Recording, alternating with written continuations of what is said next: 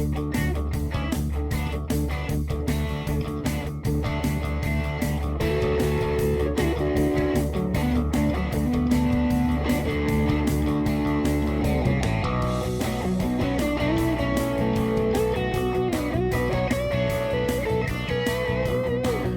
to Wisdom for Life, where we sift through philosophy to find practical advice that you can use in your everyday life. Hi, I'm Dan Hayes, and I'm joined by my co-host, Dr. Greg Sadler. And we are talking today about... So today we're doing something a little bit different. It's episode number 20, and we're labeling it episode 20 extravaganza. So we're going to talk about the show. It's a little bit meta, I guess you could say, right? We're going to talk about how we got started with this, the idea of the show. We've also solicited some questions from viewers, and we've got quite a few of those lined up. So if you had to sum it up in one phrase, how would you sum this up? We hit a milestone, or? It's definitely a milestone. It is one of those silver linings on COVID. Oh, right. So we're going to talk a bit about how we converted from an in-studio show to what you're hearing right now, and if you're watching this, what you're seeing. There's quite a story to be told there. Before we do that, though, something we've been meaning to do for quite a long time. This is hosted on Riverwest Radio 104.1 FM LP Milwaukee, and we wanted to put in a pitch for people ought to donate. It's a great thing to do. Community radio really matters. You get to hear voices that you ordinarily wouldn't hear in commercial radio, and so we've been meaning to do this for quite a while, but we kept on getting too excited about the stuff that we were talking about to get that pitch in there. Right, and they run a really great, tight little ship over there. All the new hosts get a really comprehensive rundown of all the do's and don'ts and how to actually, run a radio show. Like, it's like boot camp, nearly free for like all those that want to, dip their toes into radio. Yeah, one of the things that they stressed that I remember from our orientation sessions was that we're not just hosts, we're producers. We're the people who make sure that all the different things that have to happen with the show do happen. And so there's more agency and more autonomy there. Again, something that's really cool about community radio, I think. And we're not just, these pretty faces and voices to be gawked at. Yeah, I mean, you might be talking about me like 20 years ago, but you're still young enough to be able to say that about yourself, I suppose. Why, thank you. I was not actually fishing for compliments there. So let's talk about, some people may be tuning in for the first time. What is this show basically about? We have the tagline of, sifting through philosophy, finding practical advice. That's important. What else should we say about that? Well, it's kind of like there's a difference between academic philosophy as well as, and the more practical philosophy as a way of life. And so, there's academic philosophy of like doing a philosophy of like, taking a particular thought or idea and trying to just dissect it and then, making a good reasoned and logical arguments in order to support your position or to refute another's position. But that is this kind of thing that's so removed from actually everyday life, and we have this really vast history of philosophers, looking at what actually makes a good life and what are these things that result in one's own happiness and attainment of a flourishing life, and from all the way from Socrates up to a lot of like utilitarians, and there's like still moderns that are talking about this, but it really has gone out of vogue to a certain extent. And so our idea, or the main idea for this radio show, is to try to say, hey, look, there's all these people that have thought about these really useful things. We can actually use these in our everyday life. They might work for you, they might not, but at the very least, you should be given the opportunity to try them. Yeah, I think so. There's a lot of really good points there. And one of the last ones about not everything working for every person, I think sometimes people view that as a problem, but it really makes sense. If human nature is complicated and we human beings are super complicated because we're not just one generic, nature, like we're stamped, like a bunch of robots or something, but each of us develops on our own, it would make sense that some practices or techniques or insights are going to be more applicable for some people and less applicable for others. And I think a lot of people, when they hear philosophy, they imagine it's going to be something totally abstract and general, and it should apply across the board to everybody, or it's no good. And there's a long history in philosophy of thinking about how to apply it in this. It's not totally particular, it's not totally general, it's kind of in this middle ground where you can say, oh, you're this kind of person, or you're struggling with this kind of problem, this might be helpful for you, or try to supplement it with this sort of technique rather than a one size fits all approach. And so there's a long tradition of that in philosophy, as Dan was just saying, understood as a way of life. Philosophy used in ancient times and medieval and early modern times for a kind of therapy, working on. They called it the soul. We could call it the mind or the psyche, if you want. Oh, psyche is just soul in Greek, or personality, whatever it is that you want to call it. Yeah, and we can see this kind of processed into a lot of the more recent things in vogue in psychology. Both if you go from the Buddhist tradition, a lot of the meditative things have been found into mindfulness, therapies, as well as Stoicism is one of the bases for cognitive behavioral therapy, as well as cognitive emotive behavioral therapy. And there's definitely things that are being systematized into like, okay, this is something that can very well be applied in a very therapeutic manner, but it's not like these are only for those people that really need therapy. They're general things that can be applied in one's everyday life. Yeah, there's a greater scope to it, you could say. There's also something I'm going to bring up, something from Donald Robertson that he said in a conversation a while back. He remarked that cognitive behavior therapy, did come out of Stoicism, as did the earlier rational motive behavior therapy. You could say the whole cognitive revolution, in some respect, is indebted to Stoic philosophy. And Albert Ellis wrote books, and there's these other people associated with cognitive behavior therapy that wrote books like the Feeling Good that you see in every used bookstore. And Donald said something really interesting, which was that generally people read their way through one of these books and then they never reread it again. They'll reread portions of it. So like Beck's Feeling Good, if you're struggling with anger, okay, you'll read that chapter, but you're not going to read the whole thing again. Whereas with Stoic philosophy, people will get Seneca's letters and they'll read through the whole thing, and then they'll do it again, and then they'll do it again, and they'll keep doing it because there's something more there. There's something. This is his take as a cognitive behavior therapist. There's something more substantive, something more systematic there that you just can't get out of, I guess you could call them manuals for how to retune yourself, And same thing with Marcus Aurelius. People will reread the Meditations over and over again, or Epictetus's Discourses.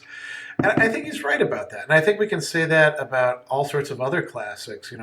People will reread Nietzsche's Birth of Tragedy, even though Nietzsche, attacked it later on and say, it's a juvenile work. People will reread that over and over again, or Descartes' Meditations, or pick whoever you like, because there's something there that it adds a new value each time that you do reread it. And a lot of times these values are things that can directly affect our life or help us understand who we are. It's amazing the way that when we frame things, how that allows us to absorb that information well. And like, just a manual is, yeah, it's great for looking up a very specific thing, but if you really want to internalize something, make a story out of it. There's a lot True, of yeah. mnemonic devices about like, how do you remember like 8 different totally disassociated things? Well, you make them part of a story, and all of a sudden you can like say the red rocket had a washing machine inside it in which Albert Einstein threw his top hat. Like, none of these things are independently connected, but once you weave them together in a story, you can like hold on to them, to grok them, to potentially make them your own just a little bit easier. Yeah, that's true. And with those kind of writings, I mean, when you read the popular self-help stuff, it is addressed to you as the audience member, but it's not addressed to you in the same way that like Seneca's letters are, or Descartes' Meditations is. Even when we're like sitting in on somebody else's conversation, we feel like we're like a bystander, or maybe a voyeur who shouldn't be listening to it or something, or we feel like we've been invited into the conversation, and we get to talk with people of goodwill and some significant intellects who've devoted a lot of thought to issues that we might care about. Maybe that's why dialogues are so compelling as a form. This is, again, totally off topic, and we really got to jump into talking about the show a bit more. But we're kind of doing the show rather than talking about it. We're not doing the meta. Yeah, I had a student today, and I was having a conversation with him, and this is after the class is over. So obviously our conversation was digital. We're using Google Meet to do this, and I was following up with him about the class, and he brought up that we have these online class sessions. And he said that the things that he liked the most about it wasn't just when we're like looking directly at some issue or topic in philosophy. It was an intro to philosophy class. He said he really liked the parts where it kind of veered off and turned into dialogue about stuff that was connected to what we were studying, but wasn't directly connected to it. And I think I decided, talking with him in that conversation, I said, for my fall classes, I'm going to build in some time that's just like that. Now, it's a risk, because what if nobody talks? But I think we do need some space for that more open-ended discussion, where you get to see what other people think, and maybe you challenge them, or maybe you reinforce what they're saying, or maybe you just go off on a tangent yourself. I think we need that as people. Right. So going back to our position here, how did the show get started? Well, you can tell the story. You were really the catalyst for that. So yeah. So Greg leads the Stoic Fellowship, at least the monthly meetings. And after that's one at of co-leads those, now, right? You're actually leading more of the meetings I am. But like the monthly meeting is still your domain for the most part. But we met up before when we could actually meet up, and at the library, and afterwards this guy was like, hey, is there something you want to kind of collab on? And came down to I knew about Riverwest Radio, and we started talking about that, and you had already done something with them earlier with Zob, right? They'd had you on for... Yeah, I'd gone on a couple shows as a guest for interviews. Mm-hmm. And I'd been aware of it because I lived in the Riverwest neighborhood for the last decade, and hung out in Zob's TV. Zob is the owner of the building and the head of the radio station, at least partly, with Martin. Martin, thank you. Yeah. So we went on, and it was the end of the year, so they were having a fun drive, and so we went on to help out and do some we holiday. Did a one-off. Yeah, and so it's actually, if you go to our podcast, it's the very first thing in our feed is a pre-Wisdom for Life, Wisdom for Life. Yeah, it was Wisdom for Life before we even had a real idea for the show. We were just doing the stuff that we normally do in Wisdom for Life. Yeah. And so that was what It was in is December, good right? is giving Yeah. good. That's right. Yeah, yeah. Tied in with the holiday season and donations. Yeah, yeah. That's true. There was a lot of synergy in that topic there. Yeah, and that was kind of fun because Martin was manning the sound thing, right? So we didn't have Hmm. to worry about that. We just sat, you know, chit chatting about all of our ideas, and then we decided let's do a show.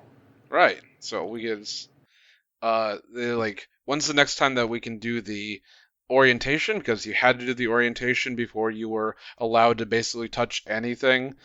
And rightly so, I think. Oh yeah, yeah. Like we're sitting here and we're drinking our liquids, and That would be a no-no. Yeah, yeah, unless that was like a water bottle with like yeah, no, just no. Keep them yeah. away from all the electronics there. It's way too expensive. Um, it's not expensive. You don't need to go there at all. um, and it was just a really good time, and we did our first show, and it sucked a little bit, but it's okay because it didn't totally suck. Yeah, I mean, what do they say? That not just getting our feet wet, but sort of like if we want to use a feet metaphor, we're figuring out how to stand on the ground right. Or I sort of lost the train of the metaphor, but yeah. So we decided we would do a show, and um, when did we do the? It was in February, right? That we did the orientations. We had to come in on the weekends. Yeah, and then was it really early March that we started doing our first episodes? I'm not sure if it was late February or early March. You said that we've been doing it for roughly 6 months, and I was kind of surprised when I saw you write that, and then I thought, yeah, actually, it probably is close to 6 months now, because I'd forgotten Yeah, how late in the year we are. So. yeah. As well as like if you go back to that December uh show, which was I don't know. Yeah, I guess in that case, we've been doing. I mean, if that counts, Hmm. then we've been doing the show for 8 months because we're in Yeah, August now. and we did it every other week for a while That's until right, right. Yeah, we only got 2 episodes in, and yeah, something kind of funny happened. I mean, not funny in the grand scheme of things because COVID is not a laughing matter, but we showed up for our second episode. We had all this stuff plotted out and planned out. We were at the Fuel, which was next door, which now I guess is closing for you know, ever I don't know. potentially. Who knows with pandemic times. But we went in the station, and I was kind of surprised that they locked the door after us. I don't know if you noticed that. And Yeah, I thought, well, okay, maybe it's just the time or something like that, because we were doing 5 o'clock at that time, right? 5 o'clock on yeah, Fridays, and we did our very premium show. spot. Yeah. Yeah, well, actually, it's great when people are actually driving. It's Oh a yeah. great spot. But so we did our show, and it went good. You can hear it online if you want to. And then I don't remember if it was Zav or Martin, but one of them came up to him and said, "Oh, the station's closed, right? You got the email." We were like, "We didn't know." No. So we ended up being the last in person show where people were actually sitting at the mics and all of that sort of stuff. And then we had to figure, well, what are we going to do? Well, also, we also were the reason that we didn't get the email is that we were such a new show at the time Right, that we yeah. had been not fully integrated into the email list, and so the email had gone out. It just totally went right by us without us knowing. Yeah. Into the ether it went to us. And that show was focused on fear and worries about the pandemic that nobody knew, how big it was going to get, right? Right. And Yeah. yeah, we tried to make our stuff rather, insular and not totally topical to the times, but there's a lot that is rather evergreen that is still very relevant if we're talking about philosophy as a way of life. Yeah, that's the cool thing about philosophy. Even when you're applying it, you can take the applications and then move them somewhere else. And, this isn't going to be the last disease or pandemic that we face. So, yeah, I've been, having some light reading of Camus' The Plague. Yeah.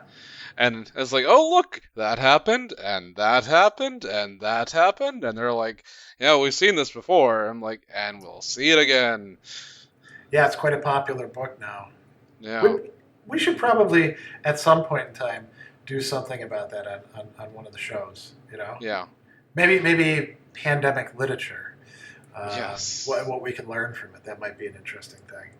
So, now we're on the air, but obviously we haven't been able to go to the station since the second episode. So that's, counting this episode, 18 episodes where we're doing it in a different way. Yeah, and you had your GoPro, and so for the first 2 episodes we have GoPro footage from us in studio, and then the next 2 episodes I think we don't have any video because the recording just wasn't working, right? Right. I think I forgot to record one time, and there was another time where it just didn't come out right or something. So what we're using, for those who are kind of interested in the geekery of this, we're using Zoom, and that's how we record the video. That's how Dan and I can both see each other and have some sort of rapport. We're not sitting across from each other in a station. We're looking at our images mediated electronically, and then each of us is using Audacity, which is free software that you can get. It's really good for recording things, and we take those recordings. Dan sends me the one from his end, and we clean them up a bit, and then we put them together and add the show music that Scott Cerulli gave us early on. Before we started the show, right? We commissioned him to do that, and he's a good friend, so he was willing to create a kind of Joe Satriani-esque kind of track for us, and that's what we do now. Each week we've only had, I think, 1 week where we didn't meet, I think because I was sick, and we've been churning away and addressing topics each week, and it's now, I think, maybe at first, I don't know, were you less comfortable at the start? I know I was, with how we're doing things. Like at the radio show, or just on doing video? Things in the new way with the video and. Yeah, it was. There's less dials here than at the radio show, so that was one benefit. I think the 2 shows that we did it, you did the soundboard, right? Yes, I think I did. So I didn't have to. And I think you were supposed to do the next one, but then that's right. I got out of it. We're probably going to have to be retrained when we actually go back to face-to-face stuff. Oh, yeah. And one of the things is looking, because beforehand we were totally live, and now we're not, and so if there's minor flubs, we can edit them, and so there's only been a few times, but it's like that one little, it's like a safety net of oh, I said the wrong word. I should not say that word. On the air, we don't actually have a real delay where we can bleep stuff out or anything like that. So yeah, here we can. And actually, in the editing, because we usually go a little bit longer than we're supposed to. If there's a long pause, I'll trim that out. So what we're doing here is, it's not quite a podcast, although we have it established as a podcast too. It is radio because it's being played on the radio, both locally and worldwide streaming. So it's kind of a hybrid thing, really. Yeah, and I think it works quite well for what we're doing. Yeah. That's something kind of interesting to think about. It might not work for every single topic that's out there. It works good for our stuff. Yeah. So one of the things that I thought we would talk about is what we've learned or things that we've changed over the course of this, how it's perhaps changed us in some ways. I mean, we're not walking down the street, because obviously we're not walking down any streets most of the time, and people coming up to us, oh, you're the Wisdom for Life people, or anything like that. but it's getting some traction, and I think that's kind of cool. Yeah, there's a decent amount of people on YouTube as well as that download the podcast rather regularly. Yeah, it's nice to see that someone is finding some use out of this, So little thing that we do. That's one of the things that I wouldn't say it's like a total I never knew any of this before sort of learning thing. It's more like a confirmation. I knew, and you knew too, that there's a big hunger out there for, you could call it substantive engagement with ideas, right? Mm-hmm. Something that can reach the ordinary person. So it's not being presented in a very jargony academic way, but still has some rigor to it. So it's not just, fluff. Mm-hmm. Or doing that middle ground. Exactly, which is a tough place to reach, I think, for a lot of people. So you could call this kind of a proof of concept. Not only do we know that you and I can do this and make it work, week after week after week, but we know that people will listen, and we know that people will respond and share it and be interested in it. It's not the first philosophy radio show, obviously. Oh, no. But it's I don't know of any other ones in the Midwest. And I'm aware of quite a few philosophy podcasts that, and some are even from the BBC and whatnot. But they're most of them are very academic minded. Of these are the arguments, and this person has this position, this person has this position, and let's argue those positions, which is it's interesting, but it's not how can you make one's life better by knowing these things. Yeah, that's true. There's a lack of that out there, which this is remedying, hopefully, for some people. So, what else have we learned? There's the whole technical aspect of it. I'm still not like a whiz on all of these platforms necessarily, but we had to learn them. Mm-hmm. And that was always nice to learn something new. So, some new techniques and stretch a bit. I mean, you're more of a tech person by vocation than I am. So I think it was probably maybe less of a stretch for you. Yeah, even though you're definitely a much more the social media maven, I've, for the most part, screwed my want to be on there. So I try to not. It's interesting. I'm man, I've got a degree in computer science. I work in tech, and I try to use social media as small as amount as possible versus those out there. And maybe it's just because I'm so close to it that I know that could be how the sausage is made, and so I don't want to be there anymore. You understand the algorithms better than the rest of us do. Yeah, unfortunately. There could be something to that. Yeah. That whole sausage being made metaphor. When you're that close to what's going on, maybe it loses its charm.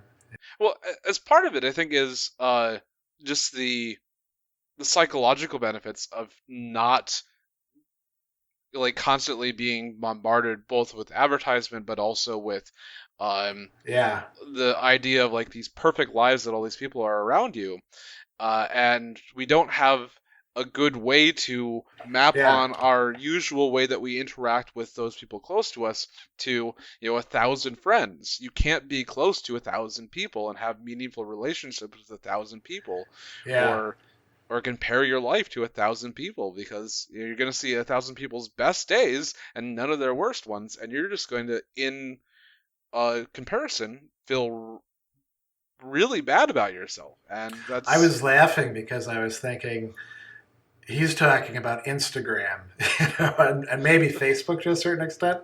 I spend a lot more time on Twitter than I do Facebook, and I don't do Instagram. And I think you do Reddit, right? So, and Reddit is kind of like that. Facebook, Instagram, those are the places for taking the picture in front of the sunflower field and using all the filters and stuff like that. And I think there's some people who do that on Twitter, but for the most part, Twitter is a lot closer to the ground, let's say.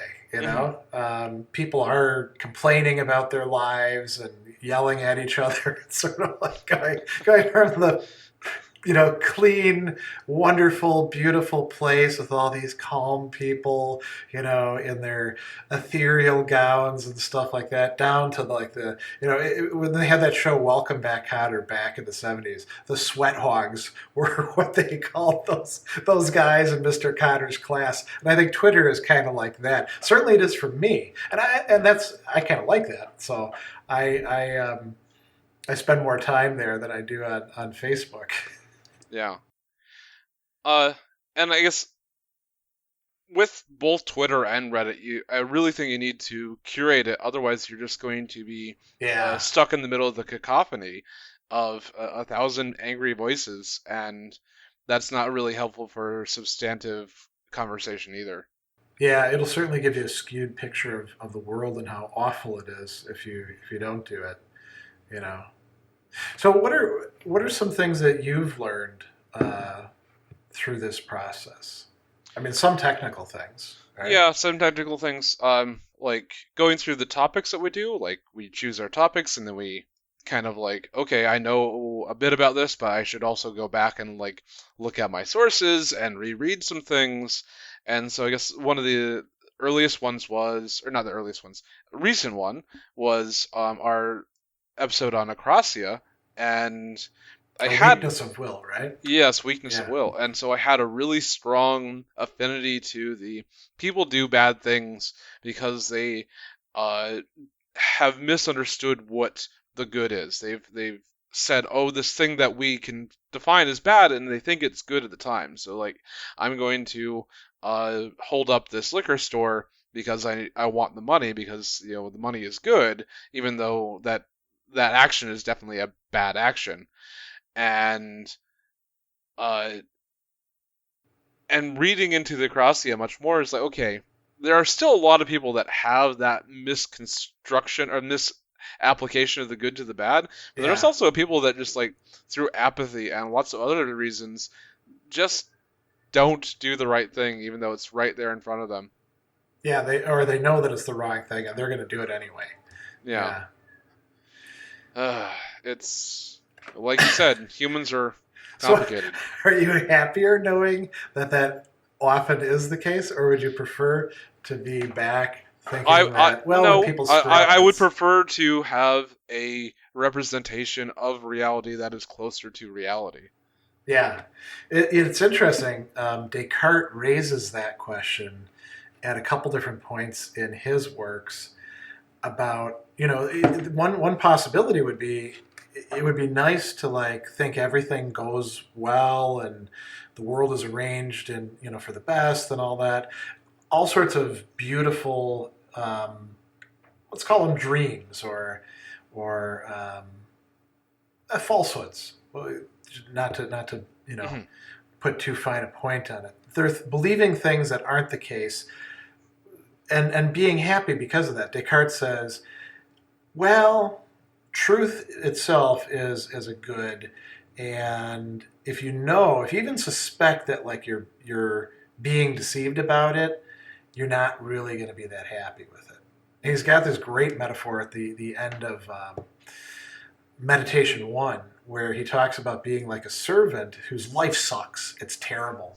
And he's dreaming, but he's having the kind of dream where you kind of know that you're dreaming, maybe because he realizes that, there's a big discrepancy between this. And he knows that he's going to have to wake up really soon, but he tries to extend the dream as long as possible so that he can enjoy what's in the dream, knowing it's false, And he says maybe that's the case that some of us are in.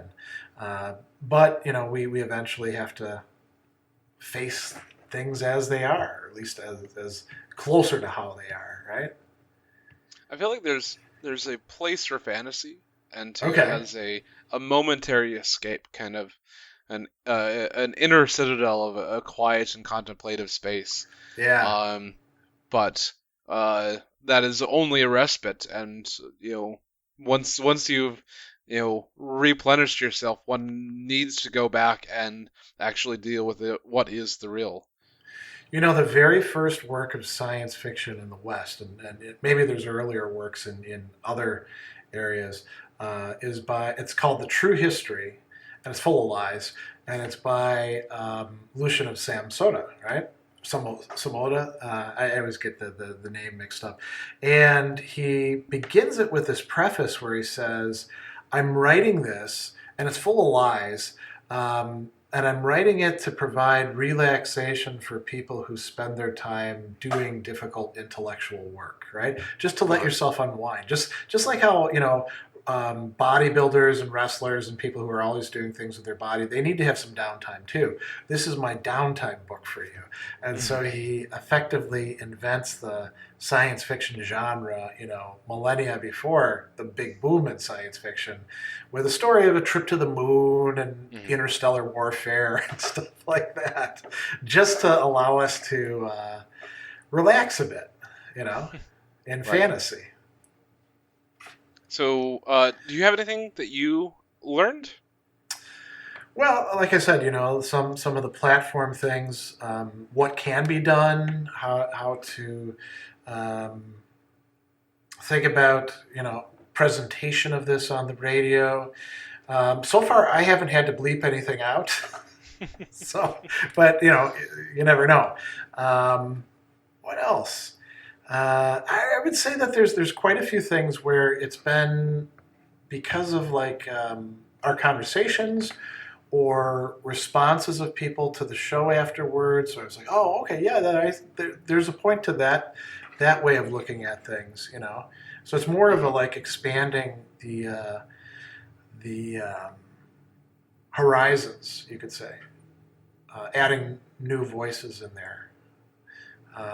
That's what I would say I've learned the most. Again, too, the proof of concept. This actually, people will listen to this. You never really know until you try it out. Right. So we got some questions from our viewers. Yeah. So let's read the first one. It's kind of a long one. So it says, I've been trying to use Stoic principles in my life. It's very valuable most of the time. One thing I struggle with is motivation. Stoics say, go and do things which concern only 4 virtues and don't care about anything else. However, for me, it's more complicated than that. If I want to get a promotion of some kind of status, which would enable me to do good things, like feed, clothe my children and wife, help my parents or other people, and there's obstacles on the way, then I say to myself, the thing I want to accomplish is indifferent and I get tranquility.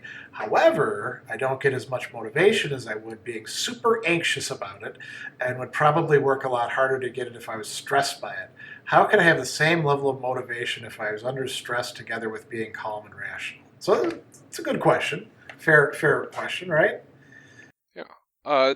So this is kind of the common Stoic trap that many people fall into when they go into this. And it's very similar to what happens within the Buddhist tradition as well, of feeling, getting rid of dukkha or sufferings by removing your dependence on things. And part of this is the indifference are the outcomes, but your actions in doing these things are the things that are actually important, that have value. And part of this whole thing is that it's a reorientation away from this anxious and stressed motivation factor into cultivating a internal locus of control or center of control that desires doing the good. And so it's you work on saying what are the things that I actually desire here, and trying to orient yourself to that. And it's going to take work. They say anger is a great motivator, but it also leads you to potentially really negative bad ends. And so you got to be careful in how that is applied. Yeah, that's a great answer. I would say as well that it is a beginner's mistake in Stoicism, because when you study Stoicism, you find out that the 4 virtues, and those are wisdom, justice, temperance, and courage, those don't just sit in a person all by themselves. They apply to things in the world, and they apply to indifference. So we want to use things that are indifferent wisely and justly and prudently and courageously. And so, the motivation can be to do so virtuously, right? Hmm. So let's take money, for example.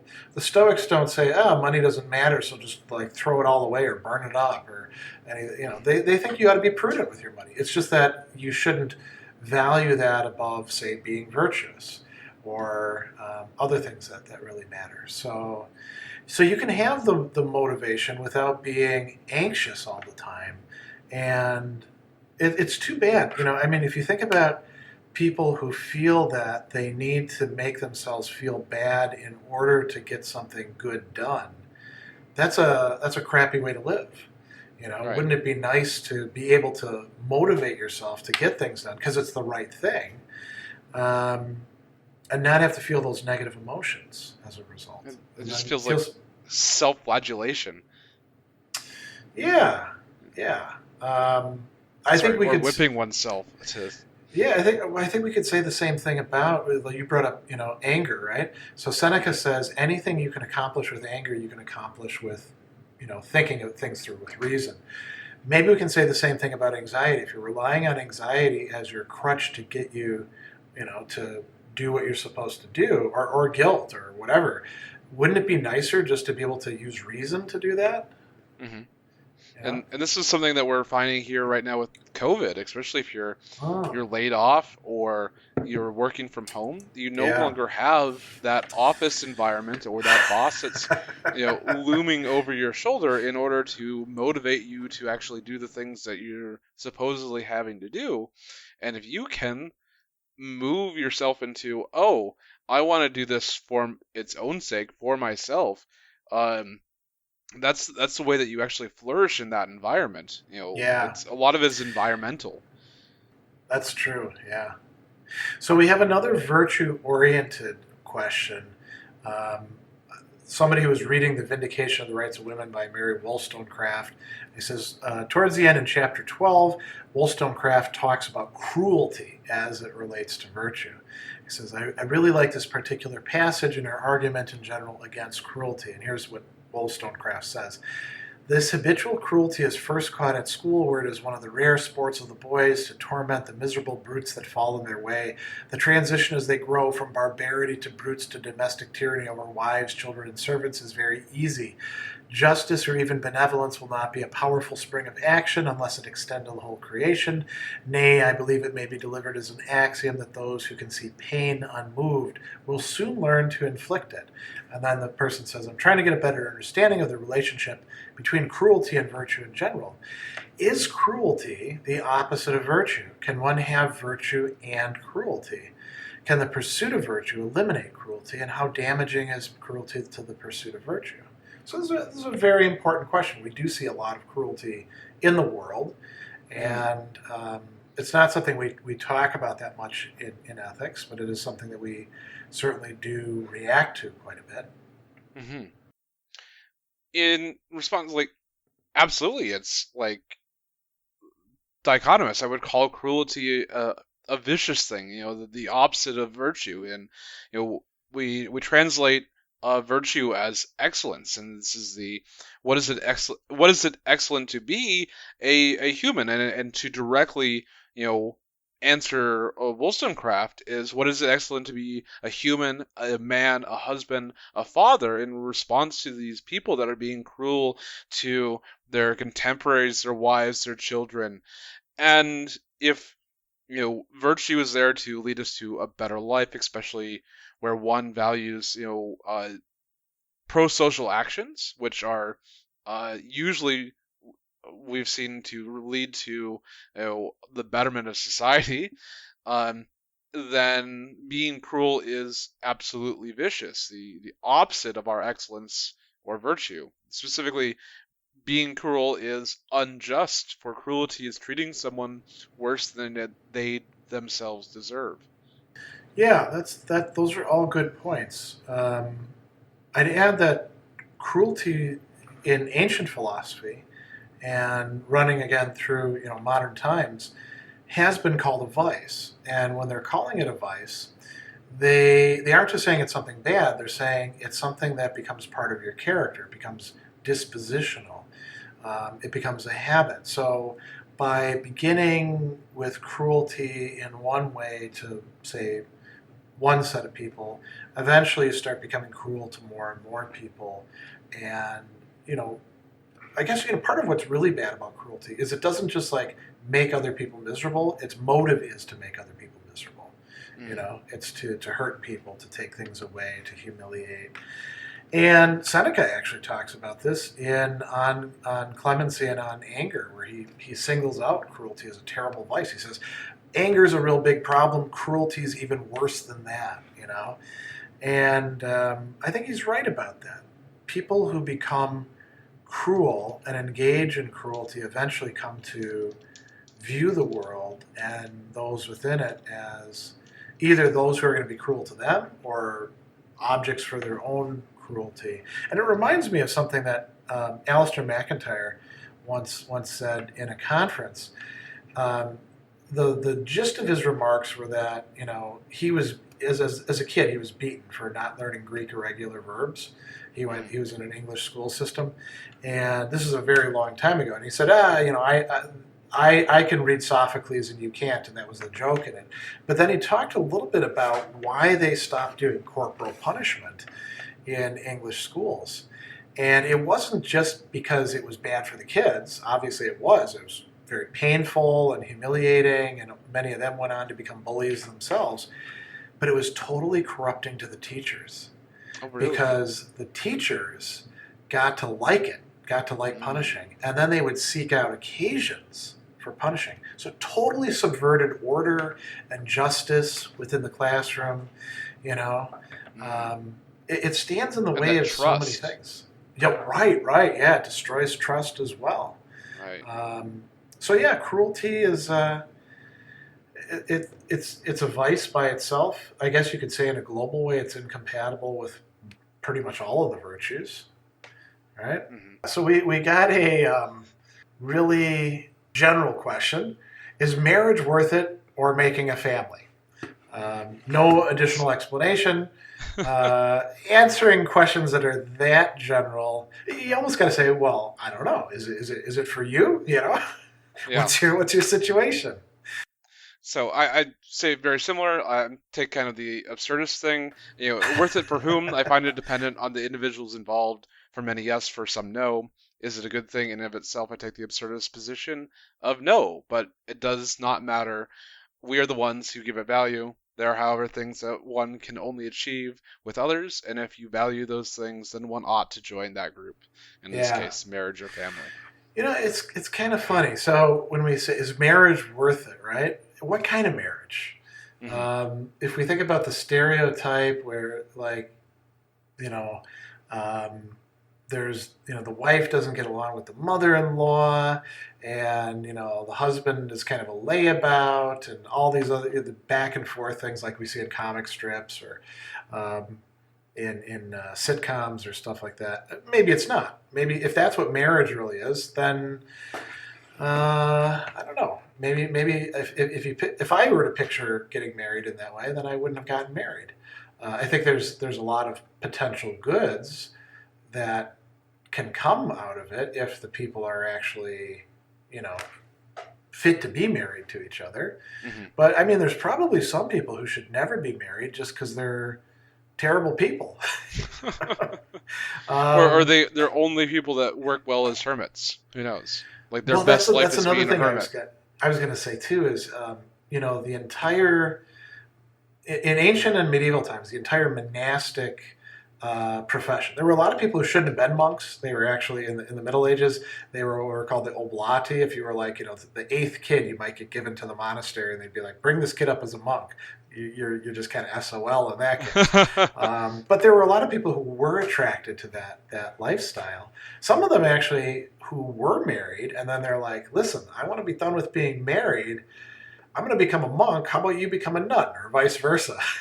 Yeah. And sometimes they actually wanted to do that. And, why would they want to do that? Well, you have to have something else that's drawing you in. So in the case of traditional Christian monasteries, it'd be to pray and, get close to God or something. In the case of Buddhist monasteries, to meditate and, understand emptiness or whatever it's going to be. But there has to be something transcendent. I mean, you could be just like a hermit out in nature, but then you value nature, right? So I guess the next question would be, some of us feel that we are not fully who we could be, but what does that mean? What does it mean to be? Are humans like rocks, and we are just We all all just are. are, yeah. Is there a specifically human way to be, or could we be in a way that is the same for rocks, gods, platonic ideals, and mathematical objects? That's a kind of a strange miscellaneous drawer to throw everything into, but Yeah. I mean, I kind of interpret that as asking about somebody who maybe doesn't feel like they're reaching their potential, and that's often the case for all of us. But you can talk about it as being sort of a, oh, I'm not reaching my potential in this way over here, or it could be like a larger existential crisis. What am I? That sort of business. Okay, Um, Neo. Whoa. you know, that isn't where I was going with it. But yeah, I guess you could say that the Matrix is a voyage of self discovery or something. I mean, Oh he yeah. just so happens to find out he's the hero. I Yeah. mean, a real existential crisis is more about, given that you're not the hero hmm as you thought you were, what value does your life have? Um, So maybe the Matrix is seen through like Switch, because Switch is a really interesting character, and in the original um uh script, she is I believe the character is um male, but oh, presents themselves as female when they're in the Matrix, and that's the reason their name's interesting. Switch. And Okay. they had to tone that down because in 99, that was Yeah. still weird. And it shows the Wachowski sisters, in their own transitions, like you could see them writing their lives and their experiences into their characters. Huh. Um, but she also dies a rather unceremonious death at the hands of what Cipher, which is another Okay. apropos name. It's almost as like on the nose as Count Dooku or Darth Sidious. Um, Yeah. but maybe as that like this person that goes through this massive transformation, and that because by dint of living in both the real world and a matrix in which one can present themselves however they want, they have the ability to then become their true selves, only to have their life just cut short in a rather unceremonious and unheroic way. Yeah. I mean, movies only offer you one vantage point. Even like remember how in the '90s we'd do all these movies where there's like four different screens, or like all this non-linear time stuff. You're really still stuck with one basic way of looking at things. Um, but there's all these other genres that could offer us greater ways of doing it. I mean, think about massive multiplayer games. Um, each person, I guess, could be the hero in their own local area, but they're not necessarily the capital T, capital H hero. hmm Should we Okay. take some other Yeah. questions? Okay, so here's one. In what depth should a philosophy student study rhetoric? So uh, it's always how much, and he is asking the right question, in Hmm. what depth, and definitely you need to know enough rhetoric that you can understand an argument and uh, reduce one's chance of falling into the pitfalls of fallacious reasoning, but not so much that rhetoric becomes the master of logic and reason. And that way, sophistry lies. And if you master rhetoric to the point where you can make any argument sound good, then you're mooring on what should be argued, then sometimes comes unmoored. Yeah. I would actually myself probably be more receptive to studying rhetoric, but I'm influenced there by Aristotle and Cicero, both of whom thought that you need to have this kind of integration of rhetoric and philosophy.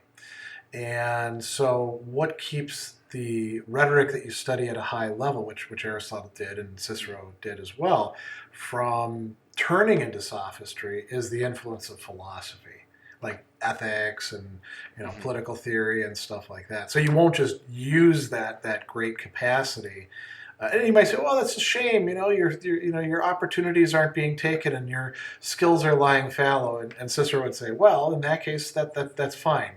You don't have to make every argument, even if it's not a good argument, look good." So, well, and rhetoric is like a tool. You can use a sword to defend a city, or you can use a sword to be a highwayman. And rob and kill people for their money on the road. It's in how you use it. It is the means to the ends, and the ends, or the telos, as Aristotle would put it, are the things that actually matter here. Right. Yeah. And some people who are very good at things sometimes always want to practice that. And Aristotle would say, no, you gotta put it in context. Let's do the one more question, because we're getting close to the end of our show. So if individually you were marooned on a desert island with one wise person to seek knowledge from, who would you respectively choose? You can't choose loved ones or life partners. I was thinking about this, and it's like, okay, maybe like a happy philosopher, because I gotta get stuck with him. So it's not just like deep you don't conversation. Want moping around. Yeah, and so I don't want Nietzsche. He's just no. He was sick all the time too, Yeah, and just kind of dour. I'm just like, okay, who's a happy philosopher? And I'm like, no one's coming to mind. And I was like, you know what? Philosophy is the love of wisdom, and I could definitely apply that definition to the physicist Richard Feynman, who won a Nobel Prize in physics for his work on quantum physics. Yeah. And has this just amazing life, but the thing that is so intriguing about him is that he goes about everything with this almost childlike wonder in the way that he looks at the world. And there's a story of him hanging out, and they break a piece of spaghetti, uncooked spaghetti, and it breaks into 3 pieces. And the third piece, always breaks at a certain ratio of the other 2 pieces. And well, that's really interesting. And so they just keep on breaking, and their whole night of oh, we're gonna have a nice dinner together turns into them just investigating the most mundane of things that has no practical use, but it's just that I'm going to dig into this. And maybe there was some principle there, I'm not quite sure, that could be applied to something else, and so you don't know until you actually try. So I'm going to say, just very briefly, because we're just about out of time, it's tough for a philosopher to pick who they'd be moored with. There's so many cool philosophers. I would take Cicero. And I think I would pick him because he had such an encyclopedic grasp of things. He'd be really interesting to chat with. So, any final thoughts? You mentioned Feynman. I think you have something that you want to bring up to take us out on.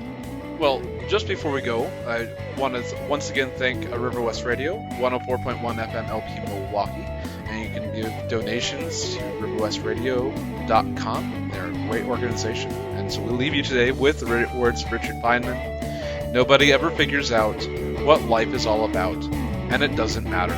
Explore the world. Nearly everything is really interesting if you get into it deeply enough.